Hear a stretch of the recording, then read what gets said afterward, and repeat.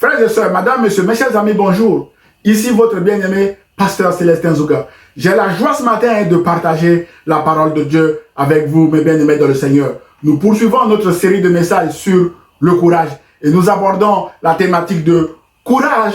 Dieu nous répondra au-delà de nos attentes. Mes bien-aimés dans le Seigneur, c'est une phrase affirmative qui vise à encourager tous ceux d'entre nous qui ont encore des sujets de prière en attente d'exaucement. Mes bien-aimés dans le Seigneur, mes chers amis, la période d'attente dans la vie chrétienne est une période assez difficile où nous avons besoin de nous encourager les uns les autres et de persévérer jusqu'à la réalisation de ce que nous attendons ou nous espérons obtenir du Seigneur. Et ce que, mes bien-aimés, nous attendons détermine notre niveau d'attente envers le Seigneur. Par exemple, trouver du travail est une attente envers le Seigneur. Guérir d'une maladie, obtenir un marché pour un entrepreneur est une attente envers le Seigneur. Mes chers amis, notre niveau d'attente détermine aussi notre niveau de confiance à la personne à qui nous nous attendons. Mes bien-aimés, ce niveau de confiance n'est autre chose que notre foi. Par exemple, si M.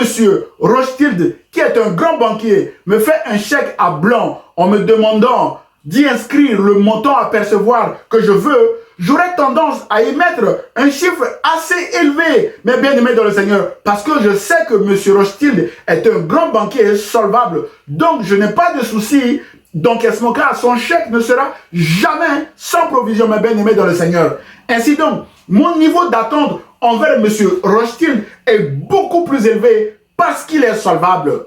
Frères et sœurs, mes chers amis, dans cet exemple, si je ne mets pas un montant beaucoup plus élevé sur le chèque à blanc reçu de M. Rothschild, le guichetier de la banque va certainement me poser la question, mes bien-aimés, pourquoi n'avez-vous pas mis un montant beaucoup plus élevé, mes bien-aimés dans le Seigneur? Pourquoi? Parce que ce monsieur est solvable et je vais devoir regretter, mes bien-aimés dans le Seigneur, en me disant moi-même, si j'avais su, j'aurais mis un montant beaucoup plus élevé. Eh bien, hélas, c'est tard pour moi.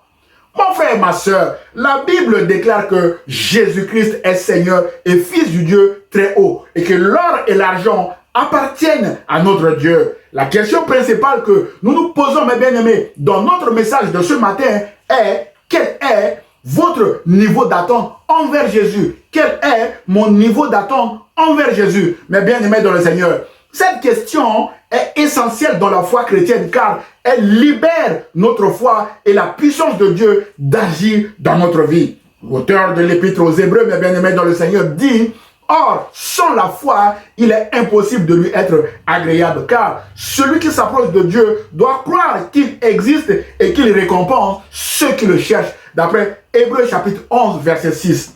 Mes chers amis, je vous invite ce matin à parcourir ensemble un cas pratique dans 2 Rois chapitre 4 verset 1 à 7 où Dieu répond aux attentes d'une femme veuve qui manquait d'argent pour payer son créancier au-delà de ses attentes. Mes bien-aimés dans le Seigneur, je vous invite à lire le texte chez vous dans 2 Rois chapitre 4 verset 1 à 7. Je lis au nom du Seigneur. Il est écrit, 2 Rois chapitre 4 verset 1 à 7. Une femme de la communauté de prophètes cria à Élisée: ton serviteur, mon mari est mort, et tu sais qu'il craignait l'Éternel. Or, le créancier est venu pour prendre mes 2 enfants et faire d'eux ses esclaves. Élisée lui dit: que puis-je faire pour toi? Dis-moi, qu'as-tu chez toi? Elle répondit: ta servante n'a rien du tout chez elle, mis à part un pot d'huile. Il dit: va demander des vases dans la rue, chez tous tes voisins, des récipients vides. Demande-en un grand nombre. Verset 4. Une fois rentré, ferme la porte derrière toi et tes enfants, verse de l'huile dans tous ces récipients et mets de côté ceux qui sont pleins. Alors elle le quitta. Elle ferma la porte derrière elle et ses enfants qui lui présentaient les récipients et elle versait. Lorsque les récipients furent pleins, lorsqu'elle dit à son fils: donne-moi encore un récipient, et qu'il lui répondit: il n'y en a plus, l'huile s'arrêta. On souligne, l'huile s'arrêta. Verset 7. Elle alla le rapporter à l'homme de Dieu qui lui dit: va vendre l'huile et paye ta dette, tu vivras avec tes fils de ce qui te restera. Frères et sœurs, 2 points seront traités dans ce message, comme affiché à l'écran, mes bien-aimés dans le Seigneur. Le point numéro 1 sera le contexte de la rencontre entre Élisée et cette femme. Et le point numéro 2 sera Dieu répond au-delà de l'attente de la femme. Point numéro 1, le contexte de la rencontre entre le prophète Élisée et cette femme veuve. Frères et sœurs, mes chers amis, les 2 personnages principaux de notre récit de ce matin sont Élisée et la femme veuve d'un serviteur de Dieu. Alors, qui était Élisée? Frères et sœurs, bien-aimés dans le Seigneur, Élisée était l'un des prophètes de l'Ancien Testament en Israël. À cette époque, on appelait un prophète voyant, c'est-à-dire quelqu'un qui prédisait l'avenir.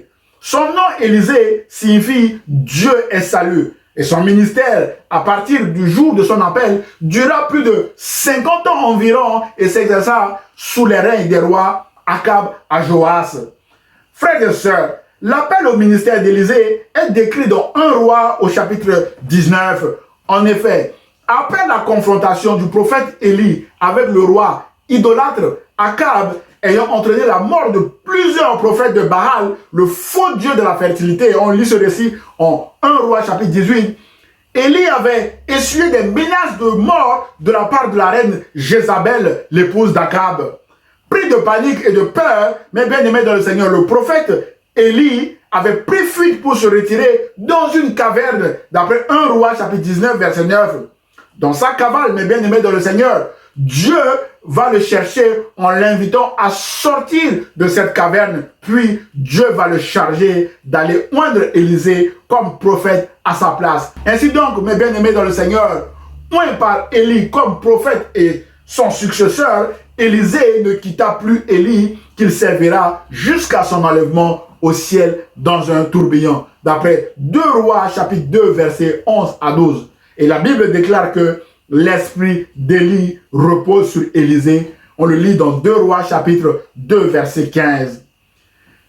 Frères et sœurs, tel maître, tel serviteur, comme Élie, le ministère d'Élisée était aussi caractérisé par l'accomplissement de prodiges et miracles, aussi bien en faveur des personnes que du pays tout entier. Mais bien aimés dans le Seigneur, voilà pourquoi cette femme veuve s'est dirigée vers le prophète Élie pour obtenir de l'aide. Alors, qui était cette femme, mes bien-aimés dans le Seigneur?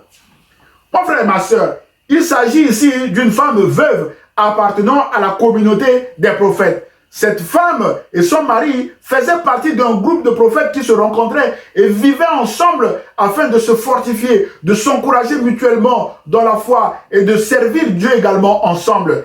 La Bible décrit un groupe comparable à cette communauté de prophètes, mes bien-aimés dans le Seigneur, en 1 Samuel chapitre 10 verset 5. Mes chers amis, frères et sœurs, d'après notre récit de ce matin, cette femme et son mari avaient emprunté de l'argent à quelqu'un. Après la mort de son mari, la femme ne pouvait plus rembourser cet argent. C'est alors que le créancier ou l'homme qui leur avait prêté de l'argent menaçait de venir prendre leurs 2 enfants afin de faire d'eux ses esclaves. Donc, la menace de ce créancier, mes bien-aimés, était sérieuse. Alors, est-ce que cette situation, au regard de la législation ou de la loi de l'époque, était légale? Autrement dit, est-ce qu'un créancier pouvait-il prendre son débiteur défaillant ou ses enfants et en faire d'eux ses esclaves, mes bien-aimés dans le Seigneur? Et je réponds, absolument, frères et sœurs. Le surendettement n'est pas un phénomène nouveau, mes bien-aimés dans le Seigneur. La Bible en parle aussi. En effet, selon la loi de Moïse, les créanciers ou prêteurs d'argent pouvaient asservir leurs débiteurs défaillants et exiger que leurs enfants remboursent la dette à leur place. Ainsi, un créancier avait le droit de saisir son débiteur défaillant ou ses enfants afin de faire d'eux ses esclaves, comme c'est le cas dans ce récit. Donc c'était légal. Cet asservissement, mes bien-aimés dans le Seigneur, pouvait durer jusqu'à l'année du jubilé. Alors, vous allez me demander, qu'est-ce que c'est que l'année du jubilé? Mes chers amis, l'année du jubilé était, dans la loi de Moïse, une année spéciale où l'on remettait les compteurs à zéro. L'année du jubilé avait lieu tous les 49 ou 50 ans selon Lévitique chapitre 25. Et pendant l'année du jubilé, mes bien-aimés dans le Seigneur, on redonnait une nouvelle chance à ceux qui n'ont pas su gérer leurs biens ou qui, victimes de maladies ou de tout autre fléau, ont dû se vendre comme esclaves. Ceux qui ont dû vendre champs ou maisons les récupèrent pendant l'année du jubilé. Ceux qui ont perdu leur liberté pour cause de dette se retrouvent également libres, mes bien-aimés. Autrement dit, les esclaves étaient libérés pendant l'année de jubilé. Frères et sœurs, mes chers amis, en dehors de l'année du jubilé, la Bible prévoit aussi la durée de l'esclavage en Exode 21, verset 2, en ces termes. Si tu achètes un esclave hébreu, il servira 6 années. Mais la 7e année, il sera libre sans rien payer.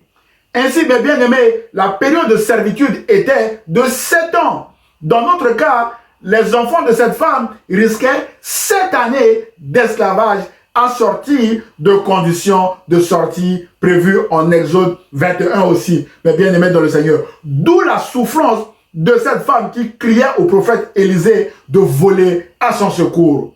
Mes chers amis, aujourd'hui encore, le surendettement fait souffrir des familles. Nous savons tous que la sanction du surendettement peut aller jusqu'à la saisie des biens mobiliers et immobiliers du débiteur défaillant, mes bien-aimés dans le Seigneur. Donc nous comprenons bien la souffrance de cette femme qui vivait constamment sous la menace de ce créancier, mes bien-aimés dans le Seigneur.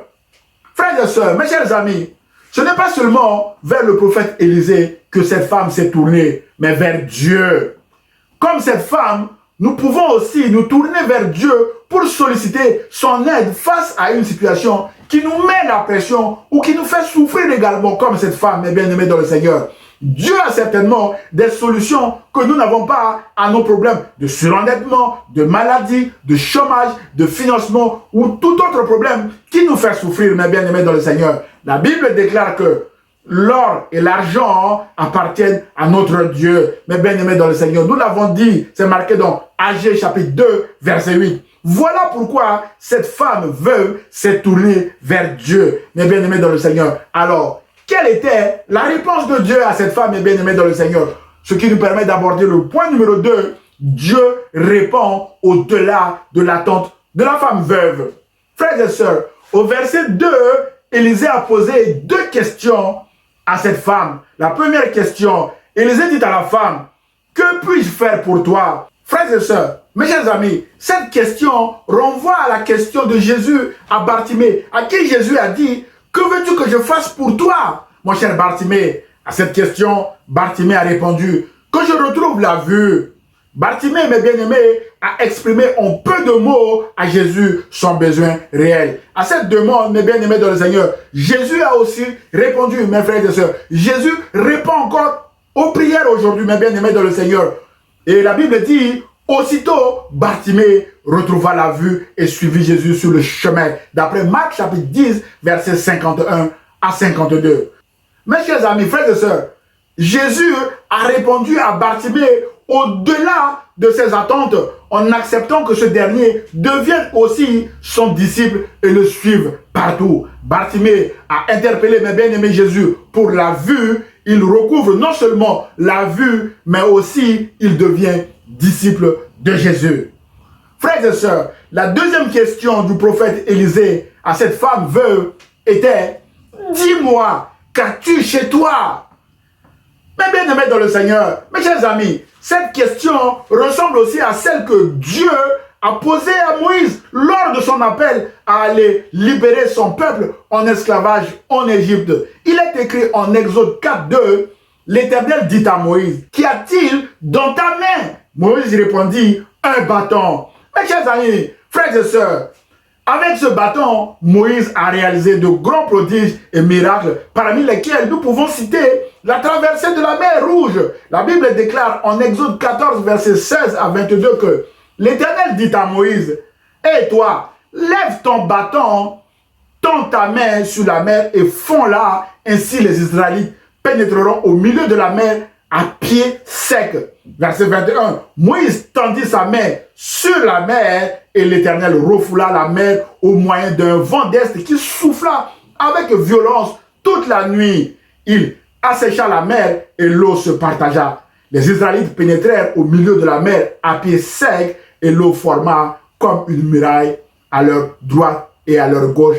Et ce, mes bien-aimés dans le Seigneur, grâce au bâton de Moïse. Frères et sœurs, les deux questions du prophète Élisée dans ce récit sont d'une très grande importance, mes bien-aimés dans le Seigneur. Que puis-je faire pour toi? Autrement dit, quel est votre besoin?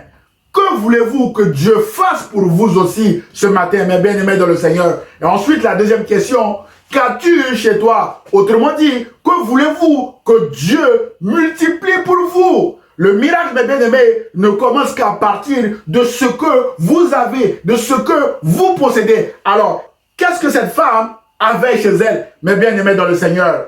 Frères et sœurs, la femme répondit au prophète Élisée, ta servante n'a rien du tout chez elle, mis à part un pot d'huile, d'après le verset 2. Ici, mes bien-aimés, le miracle ne commence qu'à partir de ce que cette femme a chez elle.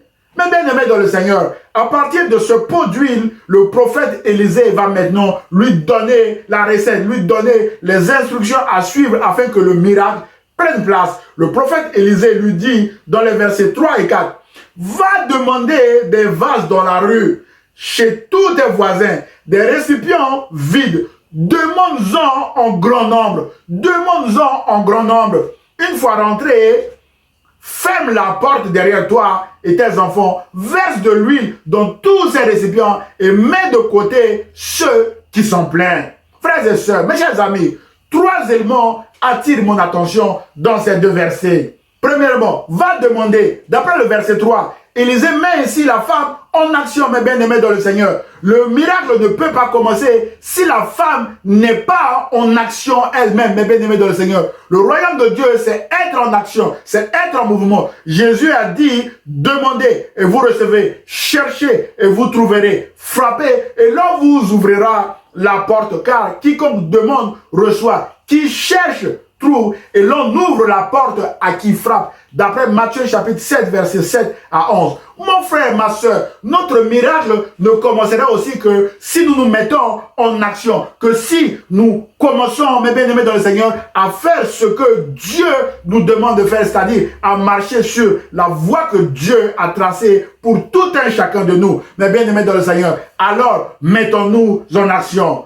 Deuxième point, des récipients vides, demande-en en grand nombre. D'après le verset 4, sous-entendu, Élisée dit à la femme de ne pas limiter Dieu, car Dieu lui répondra en fonction de ses attentes. Si ton niveau d'attente envers Dieu est petit, mais bien aimé dans le Seigneur, tu n'auras pas grand-chose. Alors, Élisée encourage la femme à avoir une grande attente envers Dieu en demandant à ses voisins un grand nombre de récipients. Frères et sœurs, autant de récipients que tu ramèneras, Dieu est capable de les remplir tous, car rien n'est impossible à Dieu. Mais bien aimé dans le Seigneur, l'invitation ici du prophète Élisée à cette femme à ramener des récipients en grand nombre est un excellent encouragement pour nous aujourd'hui, car nous avons tendance à limiter Dieu en nous contentant de lui demander uniquement ce qui est possible selon notre propre appréciation, selon notre propre calcul, selon notre propre projection ou selon notre propre possibilité, mes bien-aimés dans le Seigneur.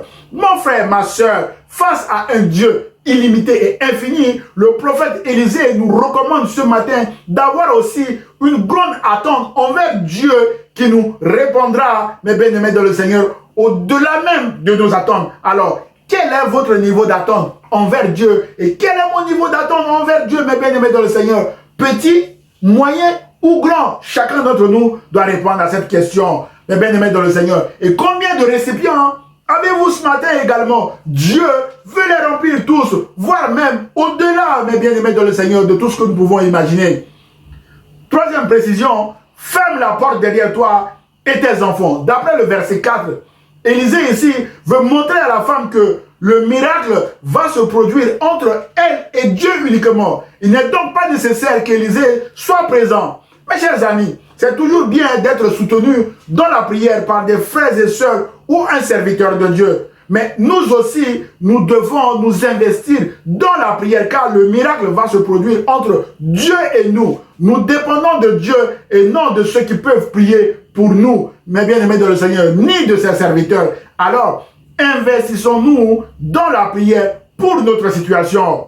Mes chers amis, frères et sœurs, madame, monsieur, l'obéissance de cette femme est remarquable. Après avoir fait tout ce que le prophète Élisée lui a dit, l'huile a coulé jusqu'à ce que tous les récipients vides ont été remplis. La Bible déclare que la femme dit à son fils, « Donne-moi encore un récipient. » Et son fils lui a répondu qu'il n'y en a plus. L'huile s'arrêta. 2 Rois chapitre 4 verset 6. Mon frère, ma soeur, l'huile s'est arrêtée au niveau d'attente de cette femme, c'est-à-dire au dernier récipient rempli. La Bible ne donne pas le nombre des récipients remplis, mais bien aimés dans le Seigneur. Toutefois, nous pouvons imaginer que si la femme avait 10 ou 20 récipients, l'huile devait arrêter de couler au 10e récipient ou au 20e récipient, mais bien aimés dans le Seigneur. Autrement dit, c'est elle-même qui avait déterminé le niveau auquel l'huile devait s'arrêter. Mes frères et sœurs, d'où l'intérêt d'avoir une grande attente envers le Seigneur. Alors, est-ce que le niveau atteint ici par cette femme, mes bien-aimés dans le Seigneur, était suffisant pour payer ses dettes? La Bible déclare au verset 7 que elle alla rapporter à l'homme de Dieu qui lui a dit, va vendre l'huile et paye ta dette. On souligne, paye ta dette. Tu vivras avec tes fils de ce qui restera. Mes chers amis, une fois de plus ici, le prophète Élisée met la femme encore en action en disant, va vendre, d'après le verset 7, les instructions du prophète Élisée, mes bien-aimés dans le Seigneur, rappelons-nous, commence par, va demander au verset 3 et se termine par, va vendre au verset 7. Autrement dit, Élisée demande à la femme de rester toujours en action, toujours en mouvement, car le royaume de Dieu, c'est être en action, c'est être en mouvement, afin que le miracle prenne place, mes bien-aimés dans le Seigneur. Mes chers amis, le prophète Élisée dit aussi à la femme, paye ta dette, tu vivras avec tes fils de ce qui restera. Cette déclaration nous laisse sous-entendre que la recette de la vente de l'huile couvrira toute la dette de cette femme et aussi une partie lui permettra de continuer à vivre avec ses enfants. Non seulement que la dette, mes bien-aimés dans le Seigneur, sera payée en totalité, mais aussi un supplément lui permettra de nourrir sa famille. Waouh! Dieu a répondu au-delà du niveau d'attente de cette femme qui se limitait à sa dette pour laquelle son créancier menaçait de faire de ses enfants ses esclaves. Mes bien-aimés dans le Seigneur, mes chers amis, frères et sœurs, notre Dieu est connu pour être celui qui répond infiniment au-delà de notre attente, de notre expectation, de notre projection, de notre calcul, au-delà même de notre espérance. La Bible comporte, mes bien-aimés, de nombreux exemples où Dieu a répondu au-delà de l'expectation de ses enfants. Mes bien-aimés dans le Seigneur. Le premier exemple, alors que le roi Salomon avait demandé à Dieu de lui accorder un cœur apte à écouter pour juger son peuple, pour distinguer le bien et le mal, Dieu lui répond au-delà de ses attentes en déclarant à Salomon en 1 Roi chapitre 3 verset 13 que « Je te donnerai en outre ce que tu n'as pas demandé, des richesses et de la gloire, de telle sorte qu'il n'y aura pendant toute ta vie aucun roi qui soit ton pareil. » Mes bien-aimés dans le Seigneur, il demande juste, mes bien-aimés dans le Seigneur, la sagesse pour juger le peuple de Dieu et Dieu lui donne de la richesse, frères et sœurs. Deuxième exemple, alors que les disciples s'inquiétaient à la tombée de la nuit pour la foule qui suivait Jésus à propos de la nourriture, car l'endroit où ils étaient était désert, donc pas de possibilité de s'approvisionner en nourriture, le miracle a eu lieu à partir des 5 pains et 2 poissons que les disciples ont présentés à Jésus. Ces 5 pains et 2 poissons appartenaient à un jeune homme pour l'instant non identifié encore. La Bible déclare en Matthieu chapitre 14 verset 20 que tous mangèrent et furent rassasiés et l'on emporta 12 paniers pleins des morceaux qui restaient. Mais bien aimés dans le Seigneur. Un autre exemple, alors que l'apôtre Paul partait à Damas en tant qu'ennemi de la croix pour ligoter les chrétiens, il croise Jésus qui lui confie un grand ministère. Cet homme, dit Jésus, est un instrument que j'ai choisi pour porter mon nom devant les nations, devant les rois et devant les fils d'Israël. D'après Actes chapitre 9, verset 15.